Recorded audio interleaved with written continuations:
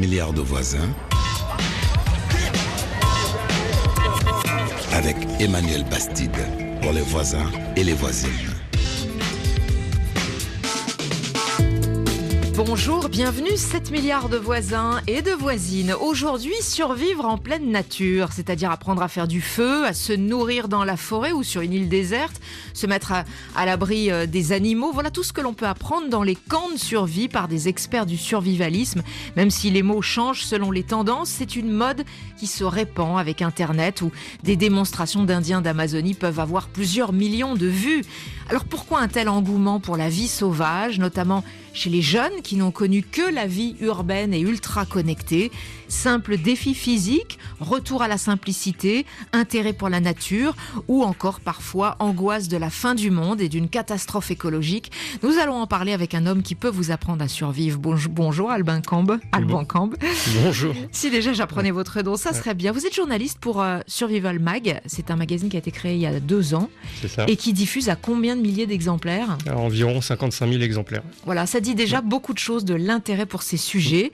Vous avez publié aussi des livres, Nature, Aventure, Survie, et également, Alban Cambe, l'art ancestral de la navigation naturelle, s'orienter sans boussole ni GPS. Ça peut faire rêver aujourd'hui en 2018 aux éditions Memorabilia. Et vous avez aussi un blog et une association. Et vous survivez par exemple aux grèves de la SNCF Alors déjà, j'aime pas parler de survie, je parle toujours de bushcraft parce que j'ai aucune légitimité en tant qu'instructeur de survie, j'ai survécu à rien. J'ai pas survécu à un crash aérien, j'ai pas été paumé sur une île déserte. Donc ce que j'aime communiquer, moi, c'est plutôt la passion d'être dans la nature et le plaisir. Je pense que c'est une qualité importante aujourd'hui. Mais vous communiquez des techniques, on est bien d'accord. C'est ça. Des connaissances extrêmement précises. Donc sur la SNCF, vous n'avez pas répondu. A priori, vous voyez, je suis arrivé à l'heure, donc il n'y a pas de problème. Et quant à vous, les voisins, quelles sont vos capacités à vous débrouiller en milieu hostile? On attend vos témoignages, vos savoir-faire, peut-être un peu scout, un peu homme des forêts, ou plus dramatiquement aussi pour certains d'entre vous, victimes de la guerre. Mais avec le téléphone, c'est encore mieux quand même. Vous nous appelez surtout dès maintenant au 33 1 84 22 71 71. C'est aussi notre numéro de téléphone WhatsApp, à condition bien sûr d'avoir une bonne connexion Internet. Si ce n'est pas le cas, vous nous sonnez sur le standard habituel. En fin d'émission, retour à la vie normale avec Khaled Higué, ambassadeur du Forum des diasporas africaines qui se déroulera à Paris le 22 juin. On aura aussi un reportage en Guadeloupe d'Alice Milo sur les combats de coqs. Mais tout de suite, allez, on éteint la lumière et on joue à se faire peur, survivre avec pas grand-chose. 8 juin 2024. C'est à cette date que le premier boom a retenti. Puis un deuxième. Puis un troisième. Et ainsi de suite. Une guerre mondiale. Des bombes nucléaires. Des radiations. Des morts. La Terre est devenue un énorme cimetière où la nature a repris ses droits. Cela va faire 6 ans maintenant que je tente de survivre, livré à moi-même.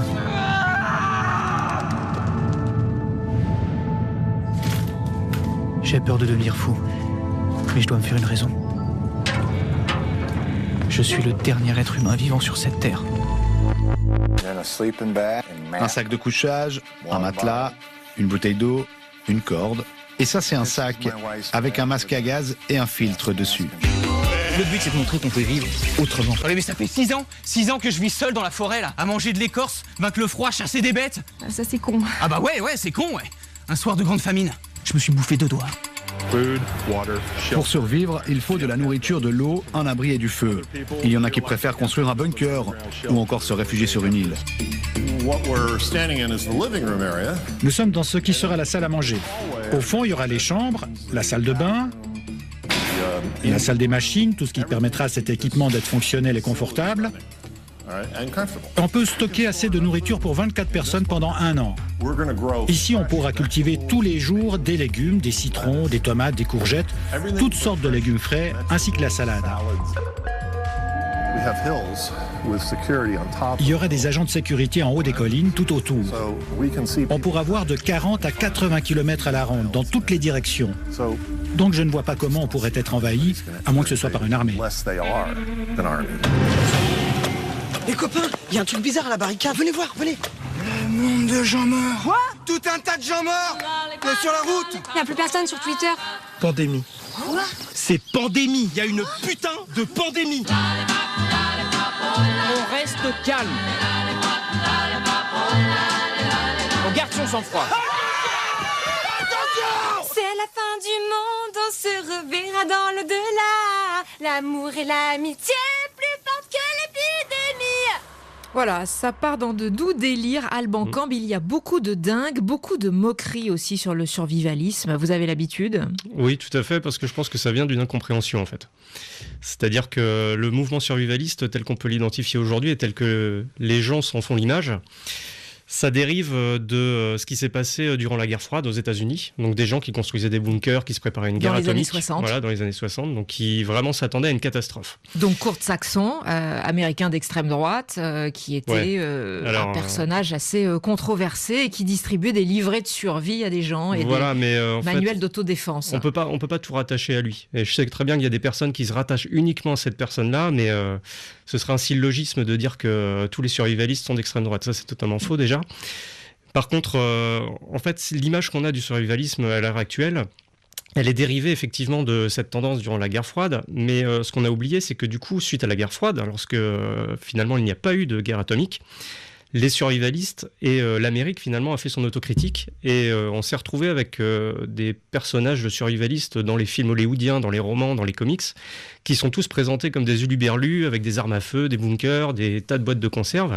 Et en fait, c'est cette image-là qu'on a aujourd'hui. C'est une image totalement biaisée. Et puis, vous l'avez entendu dans le montage juste avant, on a quand même ce côté un peu second degré quand on parle du survivalisme. Aujourd'hui, le néo-survivalisme, c'est un mélange d'écologie, mais aussi, tout de même, parfois un peu de pessimisme. Oui et non, parce que en fait tout dépend de l'optique dans laquelle sont les pratiquants et j'ai envie de dire que de toute façon c'est aussi large que la population française. La population française elle est mixte, elle est diverse, il y a différentes opinions politiques, etc. Les survivalistes c'est pareil, on peut pas les enfermer dans une case, contrairement à ce que certaines études veulent nous faire croire. Alors vous effectivement vous n'avez pas l'air spécialement pessimiste sur le monde, vous êtes avant tout là quand vous organisez des stages de survie, même si vous n'aimez pas ce mot-là. Parce que quel type de survie dans un monde occidental, on peut se poser la question. Mais ça, ouais. Néanmoins, est-ce que les survivalistes aiment avant tout de même qu'il y ait une notion de danger pour être dans le désir d'apprendre et de se débrouiller? Ce qui est énormément relayé ces temps-ci sont les travaux d'un certain Bertrand Vidal, qui est dans le sociologue, qui est vraiment dans le fantasme de ce qu'il appelle l'effondrement ou la collapsologie, si je ne m'abuse. Mais en réalité... la fin du monde... la fin du monde... Pour des raisons environnementales. Excusez-moi, mais la fin du monde, nous, dans nos sociétés occidentales, on n'est pas près de la voir, contrairement à d'autres personnes au monde qui luttent pour leur survie chaque jour. Donc je trouve que déjà que c'est totalement déplacé de parler de ça. Et puis, il ne faut pas oublier qu'il y a aussi un côté qui est très important, mais c'est le plaisir. Le plaisir de vouloir apprendre de nouvelles choses, de vouloir cultiver sa terre, de vouloir voir son potager grandir. Enfin, c'est quelque chose qu'on ne peut pas nous enlever quand même. Oui, alors c'est un peu plus poussé que cela, que de cultiver son potager, les stages qui sont organisés. Les stages, c'est encore autre chose. Voilà, ce qui est sûr aujourd'hui, alors ça plaît beaucoup aux jeunes, la survie est avant tout quand même une forme de défi physique. Et je vous propose d'écouter le témoignage d'Alban, 31 ans, il travaille dans l'immobilier en région parisienne. C'est un ancien candidat du jeu télévisé Koh-Lanta, dans lequel 20 candidats sont lâchés sur une île déserte pendant 40 jours. Alban a participé à 2 éditions, une première en Malaisie en 2015, une seconde aux îles Fidji en 2018. Récit d'un survivant avec beaucoup de guillemets, bien sûr, au micro d'Alice Milo.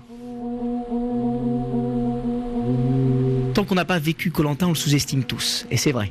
Je ne m'attendais pas à ce que ça soit aussi compliqué, aussi dur. Alors, on a l'avantage d'avoir un point d'eau. C'est la seule chose que la production nous met à disposition, un point d'eau qu'on doit trouver. Mais excepté ce point d'eau, tout le reste, tel Robinson, nous devons vivre et survivre dans cette île déserte. Vous dormez sur le sable ou dans la forêt. Vous devez construire votre cabane. Il y a une chose essentielle à Koh-Lanta, c'est l'étanchéité du toit de notre cabane. Parce que malheureusement, on est souvent dans des endroits où la mousson aime bien nous titiller. Donc c'est vrai que l'étanchéité n'est jamais là à 100%, mais elle est importante pour 2 choses. La première, c'est pour qu'on puisse dormir correctement, chose qui est assez difficile quand même à Koh-Lanta. Et la deuxième, c'est que quand on en fait le feu, si on a réussi à le faire, il faut aussi le conserver. Parce que faire le feu, c'est compliqué, mais c'est tout aussi compliqué de le conserver. Et le feu, c'est très important. Le feu, c'est extrêmement important. Lors de ma deuxième aventure, on a mis 11 jours avant de faire le feu. On a beau avoir frotté les bambous, on a essayé toutes les techniques, la ficelle et autres. À chaque fois, on a beaucoup de fumée, mais cette fois-ci, on n'a pas réussi. Je mettrais en cause l'humidité, parce que c'est vrai qu'il faut être quand même dans des conditions où il faut avoir le moins de vent possible. Et faire ça aussi avec du bois qui n'est pas humide. C'est vrai qu'on n'a pas eu trop de chance cette année. Et j'avais pas connu ça lors de ma première aventure où on avait juste mis 3 jours. Le feu, c'est la vie. Sans feu, vous ne faites rien à Koh-Lanta. Le feu, ça vous éclaire la nuit, ça vous réchauffe, ça vous permet de cuire des aliments qui ne sont pas comestibles si vous n'avez pas de feu. Ça vous permet de vous protéger aussi indirectement, d'éloigner les bêtes, de brûler vos détritus. 11 jours sans feu, c'est 11 jours laborieux. Tout simplement, c'est 11 jours où c'est pas l'enfer, c'est les autres, c'est sans les autres, vous n'êtes rien. Parce que forcément, vu que vous avez froid, vous devez vous coller les uns aux autres. Pour dormir, vous devez dormir avec les autres, vous devez organiser une vie sans feu. Et une vie sans feu, ça n'a rien à voir. On a eu la chance de pêcher une raie. Et aussi content qu'on a été un moment, la tension est vite redescendue quand on a dit mais qu'est-ce qu'on va faire de cette raie? Mais quand vous avez faim, vous la mangez crue, on s'est fait nos sushis à nous. On me pose souvent la question, est-ce que vraiment la production ne vous donne pas des choses à manger à côté? Non.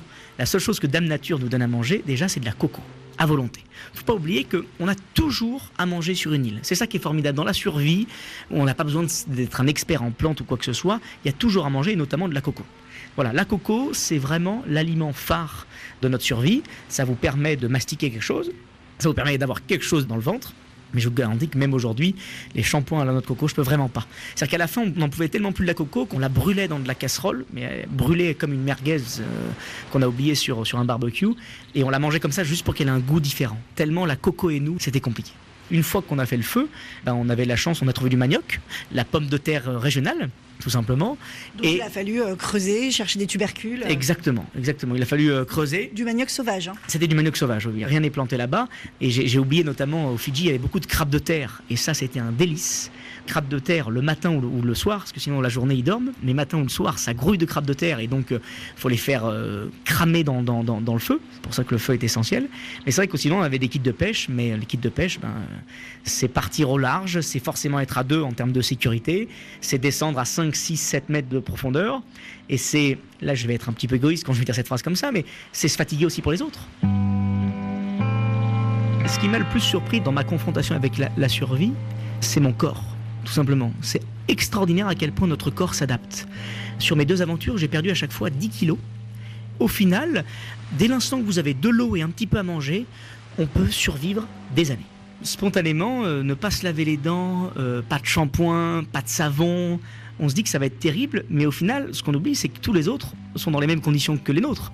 Donc c'est vrai que quand vous êtes dans une porcherie, vous sentez plus que ça sent mauvais, tout simplement. Là voilà. Et puis on a des petites techniques pour essayer de ne pas trop sentir mauvais, notamment être le plus près du feu. Mieux vaut sentir le feu de bois plutôt que la transpiration.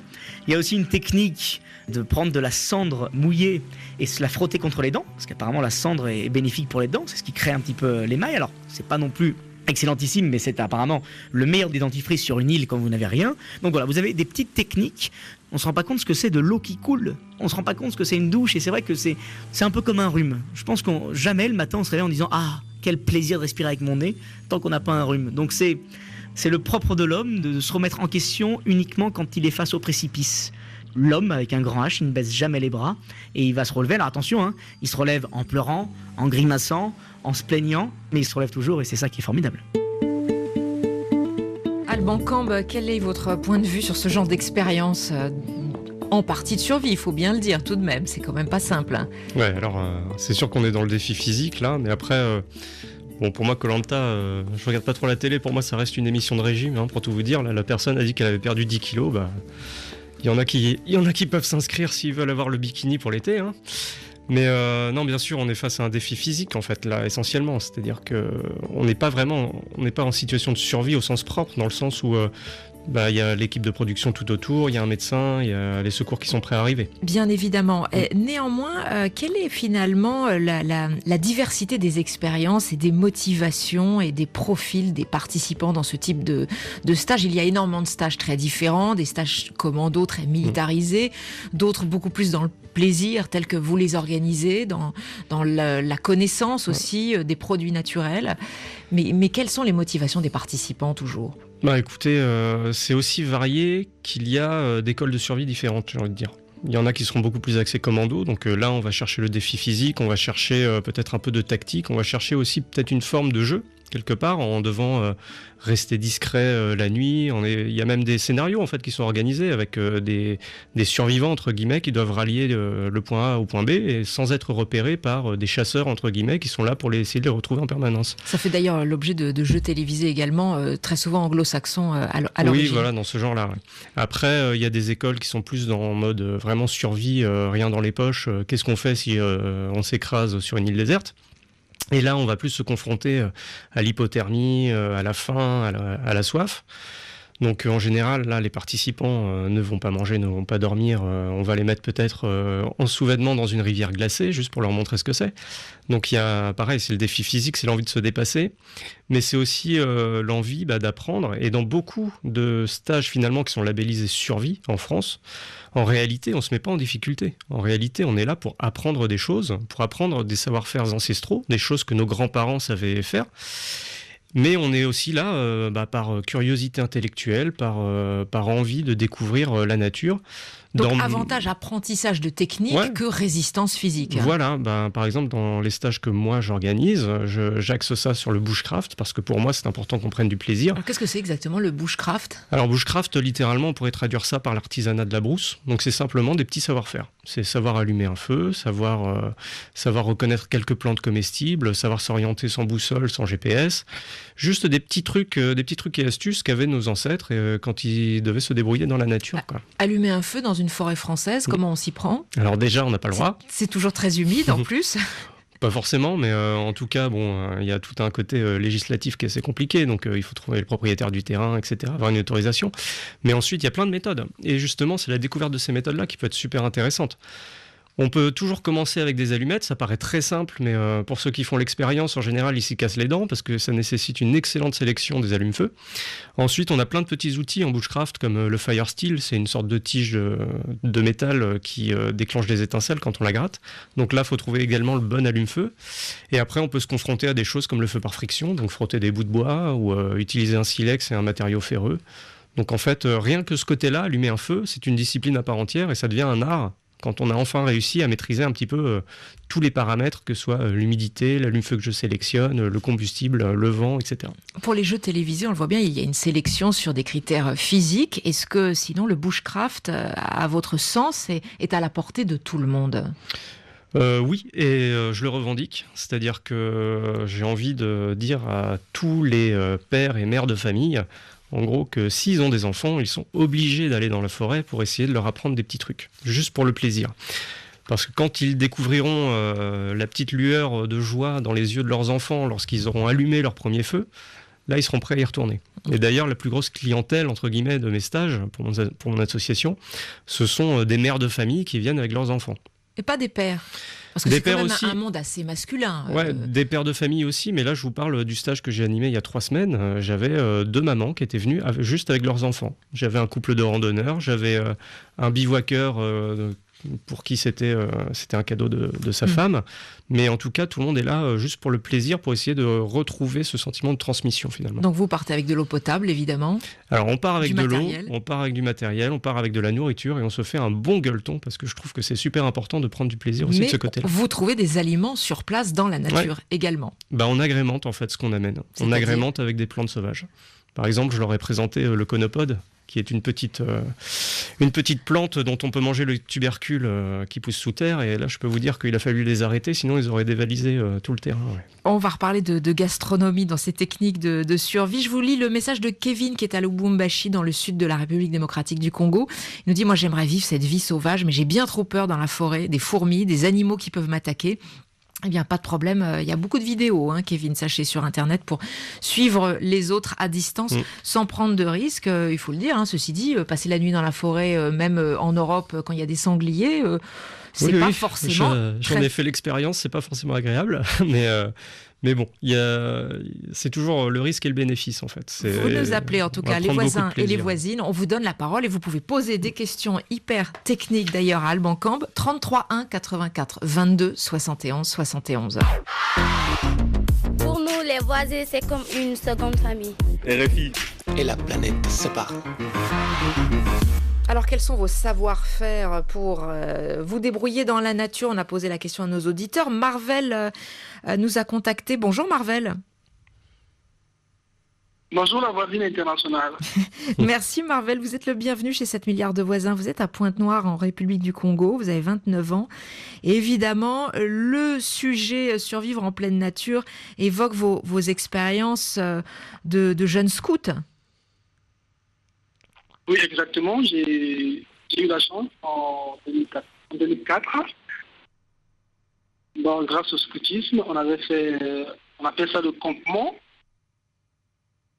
de 2 semaines dans la nature. Nous avons érigé des camps dans la nature. Et la particularité, c'est que cette vie en plein milieu naturel a été faite parce qu'en faisant le camp, on n'est pas parti avec des vivres. Sur place, il fallait qu'on se nourrisse de ce qu'on devait trouver sur place. Donc on a fait affaire à la pêche, la cueillette. Et cette expérience a vraiment développé un intérêt pour moi pour la nature. Et depuis lors, je n'hésite pas à saisir cette occasion de visiter la nature. Et pour sauvage, disons. Et alors cueillette, c'est suffisant ou vous avez appris aussi à chasser avec les scouts à Pointe-Noire dans la forêt? Oui, exactement. À chasser, je vais vous raconter une anecdote. Dans la vie de la nature, on nous a appris à comment attraper le porc-épic. Du coup, quand le porc-épic creuse son trou, il y a 2 trous. Vous allez le second trou, vous mettez un feu, un peu de piment. Du coup, il va savoir le pousser à sortir au premier trou. Oui. Quand vous l'attrapez, puis vous l'égorgez, vous la prenez avant de manger, vous devrez le fumer d'abord. Oui. Voilà. Donc du piment, 2 trous, je suis pas sûre d'avoir complètement bien compris la technique. Il faut l'enfumer pour le C'est faire ça, sortir du terrier. enfumer le porc-épic. Merci beaucoup Marvel pour ces souvenirs de scout. C'était où exactement par rapport à Pointe-Noire où vous avez grandi? C'était à Pointe-Noire, c'était à l'Essara, à près de 50 km de Pointe-Noire. Oui, d'accord. Et effectivement, on est vite tout de même au milieu de pas grand-chose, surtout quand on n'emporte pas de vivres, et puis les dangers aussi de la forêt, avec des dangers d'insectes notamment. Merci beaucoup de nous avoir appelés. Vous pouvez continuer de nous téléphoner au 33 1 84 22 71 71. Vous, Alban Camp, comment vous avez appris toutes ces techniques, puisque vous êtes maintenant journaliste dans des magazines très spécialisés, Survival Magazine. Vous publiez des livres sur le nature, aventure, survie, sur les techniques aussi d'orientation. Comment vous avez appris ça? Vous avez été au scout au tout début ou pas? Non, alors, je dis toujours que je suis un boy scout refoulé parce que j'ai jamais été au scout. Mais en tout cas, en fait, j'ai eu la chance de bien connaître ma grand-mère maternelle, qui, elle, a connu les privations de la guerre. Et même si elle ne parlait pas très bien français, parce qu'elle était bretonne, elle m'emmenait quand j'étais petit en balade, et je la voyais se baisser et ramasser des trucs dans la forêt. Alors pour moi, des trucs qui ne sortent pas du supermarché et qu'on peut mettre dans sa bouche après, ça me paraissait un petit peu incongru. Et cette image-là m'est toujours restée. En fait, elle me faisait manger des petites plantes à la saveur acidulée, etc. Donc en fait, en grandissant, je sais pas pourquoi, j'ai toujours eu ce goût de la nature, j'ai toujours eu ce goût de la biologie. Donc quand je suis devenu enseignant, finalement, lors de mes études, je me suis penché sur la question. Et je me suis rendu compte qu'en fait, oui, la nature regorgeait de ressources et que c'était super intéressant de se pencher là-dessus et d'essayer de trouver justement des solutions à nos problèmes les plus communs. Comment est-ce que je me réchauffe ? Comment est-ce que je fais un abri? Comment est-ce que je m'hydrate? Comment est-ce que je peux me nourrir? Donc rien qu'avec des choses qu'on peut trouver à l'extérieur. Alors vous écrivez souvent dans vos ouvrages, il faut toujours avoir un plan, P-L-A-N, c'est ça, P comme protection. L comme localisation, A comme acquisition et N comme navigation. C'est-à-dire, donc alors on a parlé de la protection, c'est-à-dire faire du feu, oui, alors, qui ne sert pas qu'à se nourrir d'ailleurs. Non, alors clairement, ça c'est une méthode que je ne m'attribue pas du tout. Ce sont les SAS, les forces spéciales anglo-saxonnes qui ont mis ça au point. Oui, donc vous voyez qu'on revient toujours aux militaires quand même. Oui, parce que eux, justement, ils sont confrontés à différents biotopes dans lesquels il peut y avoir différentes menaces. Donc ils doivent être efficaces, que ce soit en Antarctique ou dans le Sahel, ou dans la jungle. Donc clairement, ils doivent avoir un acronyme qui fonctionne. Donc protection par ordre de priorité, en gros, c'est déjà la protection personnelle. C'est est-ce que je suis en sécurité là où je suis? Est-ce que je suis pas en train de me vider de mon sang? Donc protection médicale. Et ensuite, on peut aller vers la protection, l'abri, le feu, contre les intempéries. Localisation, c'est plus pour se faire repérer par les secours. Même si dans un contexte militaire, on peut parfois être amené au contraire à se cacher, à essayer de ne pas se faire localiser par l'ennemi. Et l'acquisition ensuite, c'est trouver de l'eau, de la nourriture, des ressources qui me permettent d'entretenir mon camp, de me soigner éventuellement, si on connaît bien les plantes. Et la navigation, c'est s'orienter et pouvoir quitter les lieux si jamais les secours ne viennent pas. Se construire un abri naturel en pleine forêt, quelle qu'elle soit, c'est pas simple du tout. Ça demande beaucoup de temps, ça demande d'être méticuleux. Et ça demande de ne pas tomber non plus dans cette conception qui est un peu fausse de vouloir faire une cabane. En réalité, quand on est confronté au froid, le mieux c'est de faire un sac de couchage. C'est d'avoir vraiment, de s'emmitoufler finalement dans les matériaux naturels. Coque au plus près du corps ? Ouais, c'est ça, c'est d'avoir une sorte de duvet de feuilles mortes, d'aiguilles de pin, etc. pour essayer de passer une nuit au moins supportable. Je ne vais pas dire confortable, mais au moins supportable. Et bien sûr, quand on fait ça pour le plaisir ou pour la curiosité, je recommande toujours d'avoir une solution de repli, une tente ou du moins un petit abri érigé avec un tarp, un sac de couchage à proximité. Parce qu'on ne sait jamais, pour peu qu'il y ait quelques intempéries et que l'abri soit mal construit, on apprendra de nos erreurs. Et s'orienter, sans boussole, sans GPS aujourd'hui ? Ouais, alors ça c'est devenu ma passion et finalement je trouve que c'est le raffinement du bushcraft parce que quand on parle de bushcraft, on parle de plaisir d'être dans la nature et la navigation naturelle, c'est ni plus ni moins que de la contemplation. C'est-à-dire qu'on va observer les indices de la nature, donc la forme des arbres, le modelé des paysages, la couleur de l'eau. Je pensais que vous alliez parler immédiatement de la position du soleil, mais non. Oui, le soleil également. Après, on procède... La forme des arbres donne des indications pour s'orienter sur le nord, l'ouest, l'est. Un arbre, c'est ni plus ni moins qu'une centrale solaire. Et les panneaux solaires, ce sont les feuilles. Donc l'arbre va essayer d'exposer le plus de feuilles possible dans la direction d'où provient le plus de soleil. Donc dans l'hémisphère nord, c'est le sud. Dans l'hémisphère sud, c'est l'inverse.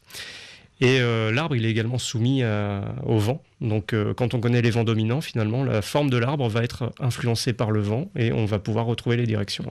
Est-ce que dans les stages que vous organisez ou dans ceux auxquels vous participez aussi pour apprendre des techniques, il y a parfois un décalage entre les techniques qui ont le plus de succès et puis celles que voudraient transmettre les puristes ?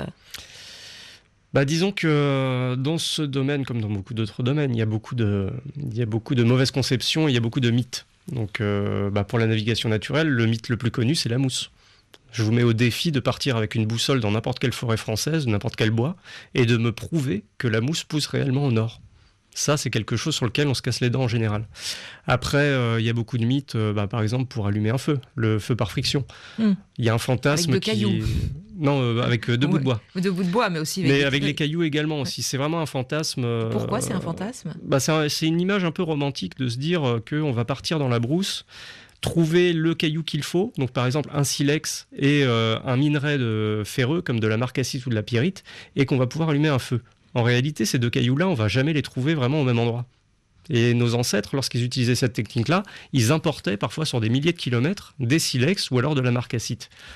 Après, pour le feu par friction... Ça veut dire que vous emportez les bonnes branches, les bons bouts de bois dans votre sac à dos. Hein, en fait, c'est un défi qui est assez intéressant, justement, d'aller se lancer dans une forêt qu'on ne connaît pas et d'essayer de faire un feu par friction de A à Z. Donc de tailler la planchette, de tailler le petit foret, de tailler son archer, etc.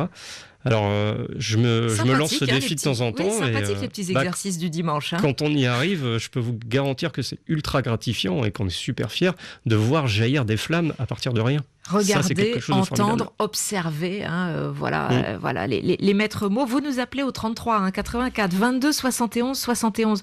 Nous accueillons une spécialiste des plantes sauvages pour parler de la façon de se nourrir quand on est dans ces stages de survie, même si le mot est parfaitement inexact, on est bien d'accord, il s'agit de loisirs, il s'agit de stages pour apprendre, mais néanmoins avec quelques frissons et quelques résistances physiques.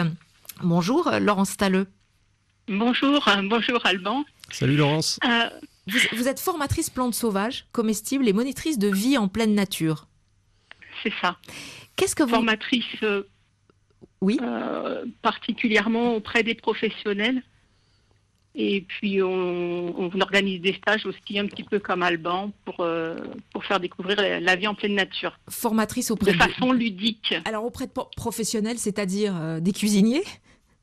Cuisiniers, animateurs de centres de loisirs, jardiniers, pépiniéristes, horticulteurs, passionnés de la nature. Les forêts européennes, monsieur, madame, tout le monde. Alors les forêts européennes ne sont pas si accueillantes que cela, hein. Bien sûr, il n'y a pas autant d'animaux sauvages que sur d'autres continents, mais il y a néanmoins des plantes et des choses qui sont dangereuses pour l'organisme. Je parle notamment des champignons vénéneux. Qu'est-ce que vous essayez de transmettre sur ce qu'on peut trouver dans cette vie sauvage? Alors, déjà les champignons, moi je les enseigne pas. Sur 4500 espèces de champignons en Europe, vous en avez 50 comestibles. Sur les plantes, c'est le ratio inverse. Vous avez 4500 espèces, grosso modo, de plantes à fleurs, et dedans, il y en a 50 qui sont vraiment toxiques. Donc, beaucoup moins de risques de se tromper, connaître. hein, c'est ça, finalement. Hein. C'est beaucoup moins dangereux d'essayer de se nourrir avec des plantes qu'avec des champignons si on n'a pas une connaissance parfaite. C'est moins dangereux, mais néanmoins, il faut quand même avoir la connaissance. Et nos anciens avaient la connaissance. Le souci, ça, je rebondis un petit peu sur ce disait Alban tout à l'heure, c'est que nos anciens n'ont pas retransmis à un moment donné. Alban a eu la chance d'être enseigné par sa grand-mère, mais il y a eu toute une génération qui a été coupée de la nature et des enseignements de nos anciens. Et tout ce qu'on fait, nous, c'est juste reprendre le savoir des anciens et le retransmettre aux générations futures. Et en ça, la vie en pleine nature, savoir faire du feu, savoir se servir d'un couteau pour faire une petite sculpture ou une cuillère ou peu importe, savoir manger des plantes sauvages, savoir trouver son eau, c'est juste un savoir ancestral.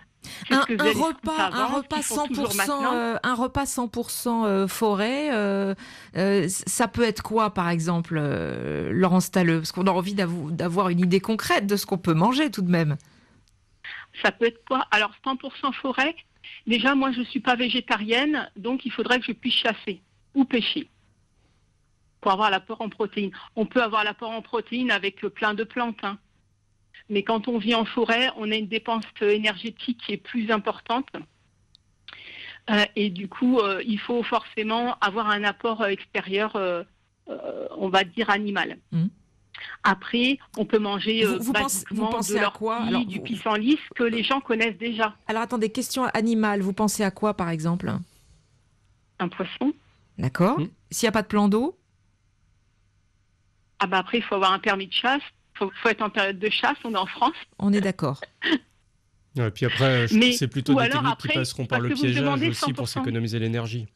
Parce que, en fait, la dépense énergétique, il faut pouvoir la couvrir. Ça sert à rien de courir après un lièvre, parce que de toute façon, la viande de lapin, quelque part, n'est pas si riche que ça. Alors que si vous posez un piège et que pendant ce temps, vous vous occupez d'aller cueillir des plantes qui, elles, ne bougent pas, vous revenez sur votre piège, ça vous a pas coûté beaucoup d'énergie en termes caloriques.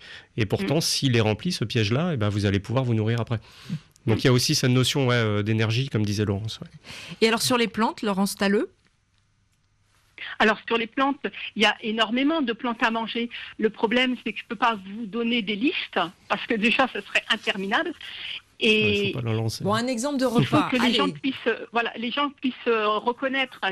Il faut aller sur le terrain avec des gens comme Alban, avec des gens de notre association ou autres. Il faut vraiment apprendre. On ne peut pas s'improviser. Bon, on n'aura pas d'exemple de plantes du tout pour le déjeuner, là. Allez, t'as plein de recettes, Laurence, parce qu'il nous reste une. 2 minutes, Laurence, tout à l'heure. L'ortie, le pissenlit, la marguerite, le plantain.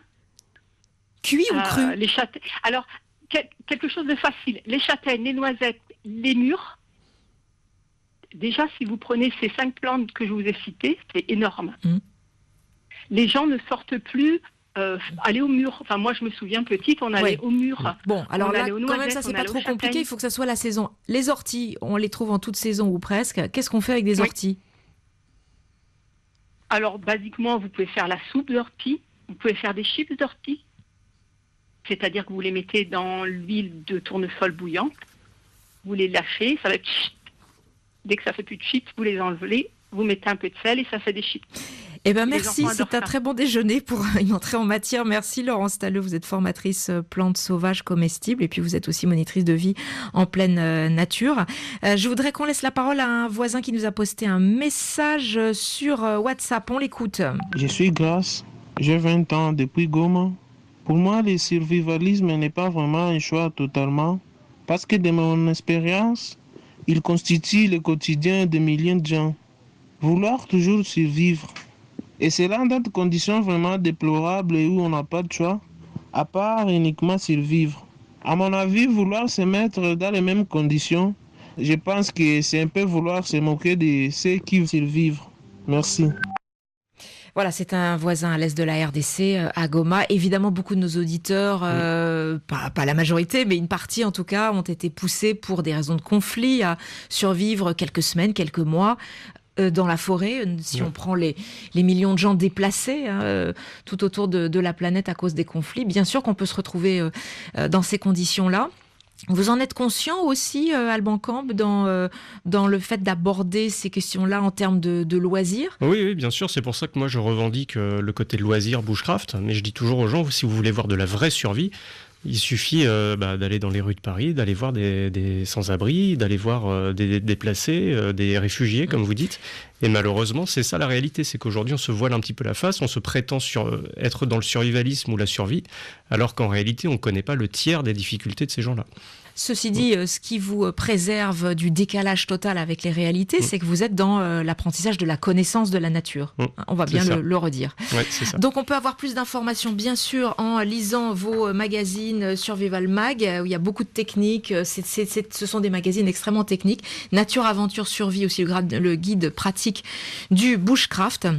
Et bien sûr, on peut en savoir plus en allant sur votre blog. Oui, natureaventuresurvie.blogspot.fr. Voilà, Nature, Aventure, Survie, c'est tout simple. Merci beaucoup d'avoir été avec nous. Alban Camp, vous restez jusqu'à la fin de l'émission. Avec plaisir. Dans quelques instants, ça sera juste après la chanson Survivor. Nous suivrons des combats de coqs. C'est Tchégué chez 7 milliards de voisins, du lundi au vendredi, toute la vie quotidienne. Après la survie des hommes, on parle de la survie des coqs. Aux Antilles, les combats de coqs sont une tradition tenace, importée par les Espagnols au XVe siècle avec Christophe Colomb. Ce divertissement est devenu aujourd'hui un jeu d'argent, de paris. Et de octobre à juillet, chaque semaine, des combats ont lieu dans les galodromes, qui sont aussi appelés sur place en Guadeloupe des pits de combat, c'est-à-dire des arènes construites chez les éleveurs.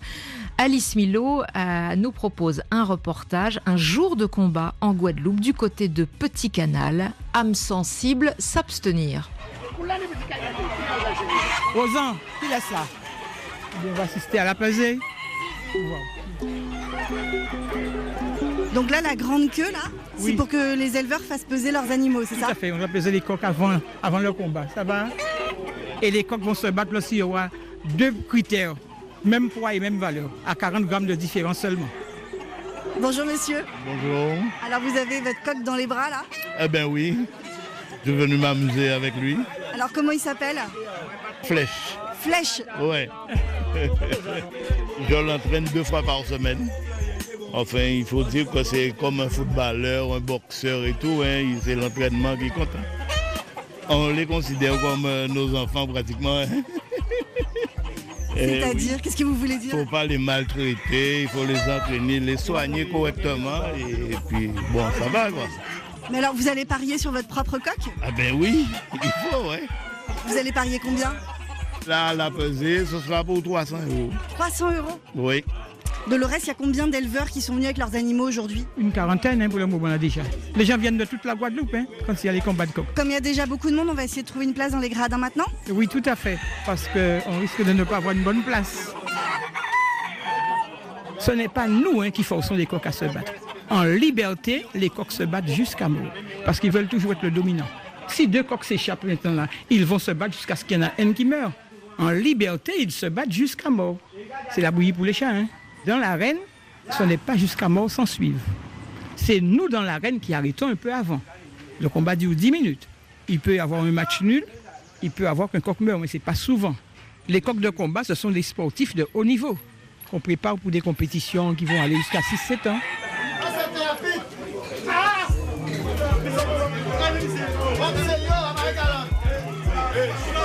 Le premier combat, c'est Pete Maïgana.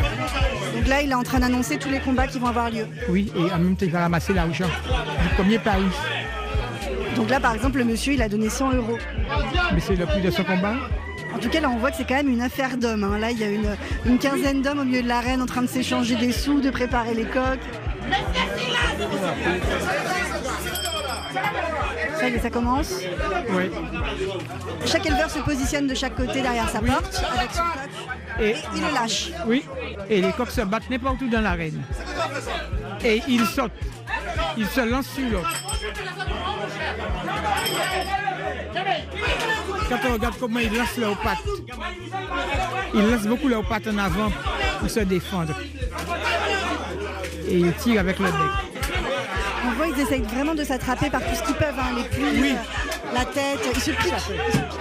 Chacun pour avoir son coq, ou bien le coq qu'il a misé dessus. Ah, le coq est tombé, donc le juge a mis le punyeteur en marche. Ah. Ça y est, c'est fini? C'est fini, mais il est resté couché. Un combat comme ça, les gens sont mis en haleine depuis le départ. Parce que les deux coqs sont forts. Je vous ai vu beaucoup crier pendant le combat, là. Oui, c'est pas question de gagner, je vous dis. Le coq, c'est un guerrier. Quand il se combat très bien, qu'il perd ou qu'il gagne, je suis content. J'ai fait le premier combat de coq, j'avais 14 ans. Après, je suis parti, j'avais 19 ans, je suis parti en métropole. J'ai vécu 37 ans en métropole. Et quand je suis retourné, ça fait 11 ans, je suis retourné dans les arènes de combat de coq. C'est que j'adore ça. J'ai une super écurie, j'ai une trentaine de coqs de combat. Vous avez une trentaine de coqs? De combat, oui. Chez vous? Oui. Ça a été dans nos ancêtres. On était esclaves, on faisait des combats de coqs pour ne pas s'ennuyer. Et ils n'avaient pas de loisirs. Le loisir, c'était leurs femmes faire des enfants. Il n'y avait pas de préservatif. Mon père a eu 14 enfants avec ma mère. Mon père, il est mort à 39 ans. Mais quand ils faisaient des combats de coqs entre eux, c'était pas pour de l'argent parce qu'ils n'avaient pas d'argent. C'était pour s'amuser, pour ne pas s'ennuyer. Et même moi, je le fais. Je ne peux pas rester le week-end chez moi. C'est impossible. Et dès que j'arrive ici, c'est pas la même chose. Je rencontre mes amis, je bois, je discute. Tout mes stress, j'évacue mes stress. J'ai pas besoin de psy ni de médecin. Non, je vous assure, c'est vrai. Je me suis réveillé à 5h30 pour nourrir mes coqs avant de venir ici ce matin. Pour donner à manger, à boire, avant de partir. Je ne partirai jamais chez moi avant de nourrir tous mes coqs. Mais je prends plus soin de mes coqs que de ma femme. Quand je dis ça, elle se met en colère, mais c'est la vérité. Parce que j'ai dit, mais mes coqs me donnent de l'argent, elle ne me donne rien. Par contre, je n'aime pas la mort des bêtes. Moi, si je vois mon coq qui perd, je l'enlève. Je l'enlève. Avant qu'il meure? Ah non, avant qu'il meure, je l'enlève. J'accepte de perdre le combat, j'enlève mon coq. Quand on perd un bon combattant, ça fait très très mal. RFI, la radio du monde, 7 milliards de voisins, on est ensemble. Voilà, les combats de coqs sont une pratique légale, il faut bien le préciser, mais qui tend à disparaître puisque l'État français ne permet pas la construction de nouveaux galodromes pour les combats de coqs. Il ne reste donc actuellement plus que 9 pits légaux en Guadeloupe. Et en 2011, une députée française a bien essayé de faire interdire cette tradition qu'elle juge maltraitante envers les animaux, mais elle n'a jamais obtenu le nombre de voix nécessaires pour faire interdire les combats de coqs. Affaire à suivre donc.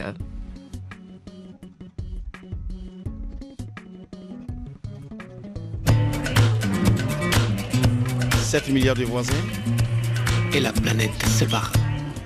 7 milliards de voisins. Un rendez-vous à noter maintenant, le Forum des diasporas africaines qui se tiendra le 22 juin prochain à Paris. Et puis un site internet pour en savoir plus, le forumdesdiasporasafricaines.com. Nous sommes en ligne avec Khaled Higuet, ambassadeur du Forum des diasporas. Bonjour.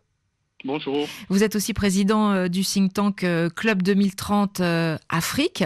Dites-nous quels vont être les enjeux de ce forum des diasporas africaines. C'est pas la première réunion sur le sujet tout de même. Ce forum des diasporas africaines sera inédit. Pourquoi? Parce qu'il y a 3 ingrédients qui sont réunis. Le premier ingrédient, c'est qu'il commence à avoir une pensée diasporique. La deuxième chose, c'est qu'il y a des succès en termes d'entreprise des personnes de la diaspora. Et enfin, c'est qu'aujourd'hui, la diaspora représente une vraie force économique. Vraie force économique, il faut le préciser. L'argent transféré aujourd'hui par les diasporas, les sommes sont plus importantes au total que la moyenne de l'aide au développement. Exactement. Aujourd'hui, les diasporas envoient 65 milliards de dollars par an. Ce qui représente une vraie force économique. Mais alors, ça veut dire que vous comptez faire des propositions politiques ? Au-delà des propositions politiques, il y aura de vraies propositions économiques. L'enjeu, c'est de faire rêver les prochaines générations de diaspora africaine.